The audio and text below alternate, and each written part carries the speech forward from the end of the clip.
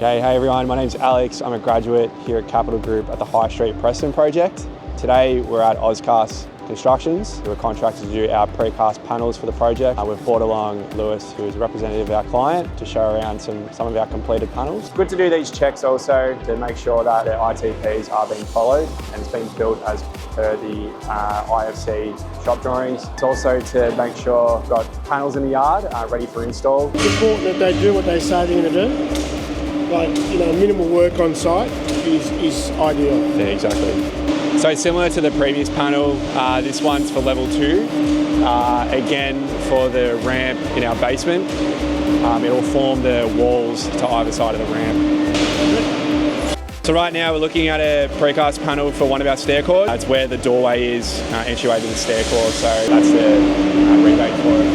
Yeah, it's good. Perfect. That's why he knows, patch it now, Patch it straight away. And then it'll blend in, you won't even notice it's a patch. Well, it's still immature. Yeah. Then when it matures, it all goes. Right. And mature together.